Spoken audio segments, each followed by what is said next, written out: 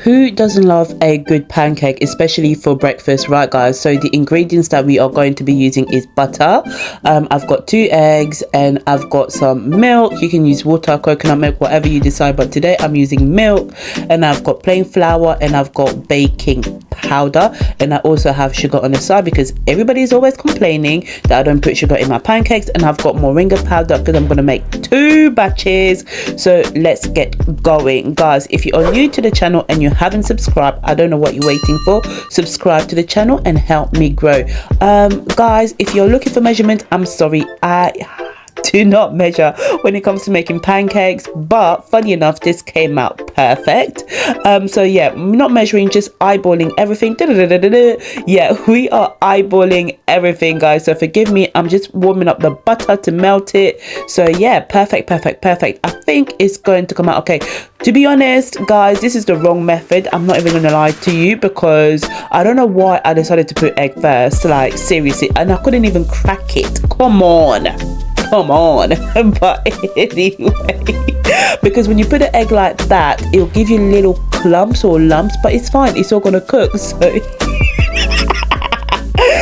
people ask for pancakes, so here I am making pancakes. Okay, this is what I'm talking about. Because I put the egg first before the milk, there you go. You can mix your wet ingredients separate first and then mix it onto the dry ingredient, but nonetheless we're just gonna keep whisking and whisking until we get a very nice consistency. As you can see, I'm just whisking, get a very nice consistency. But like I said, guys, there's different methods to mixing pancakes. So if you like measuring, if you have measuring cups or anything like that, I would always advise measure, so you always have a very good consistency. But I've been doing this for so long that making pancakes really comes natural to me, and I like to mix and match my ingredients. So I'm just stirring the butter just to make sure that it's not too hot, and then pouring it in. You might think it's a lot of butter, but don't you worry, okay? Today we are just overloading on sweetness, okay?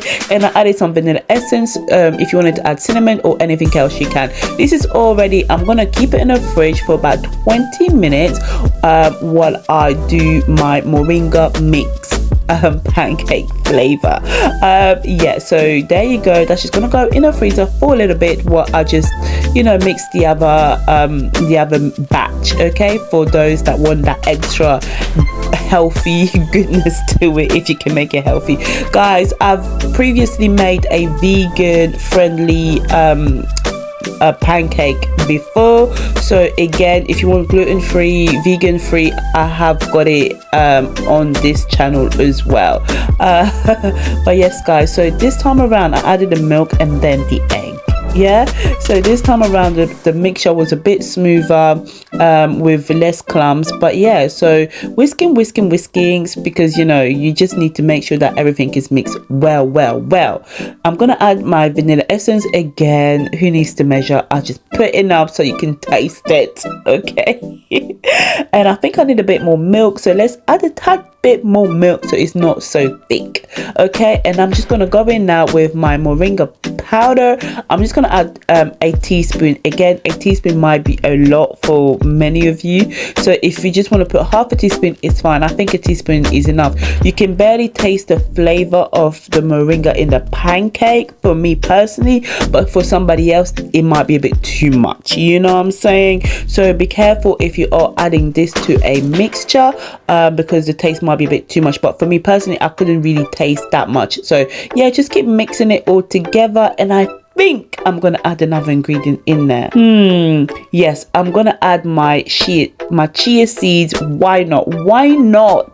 But yeah, guys, like I said, if you are new to the channel and you have never subscribed, I really don't know what you are waiting for. Do me a massive favor, help me grow on this platform by simply clicking that subscribe button. So that's all ready, and I'm gonna keep this, and then let's start making the pancake. Because I've added so much butter, I don't need to add any oil. Simply put it onto the fry.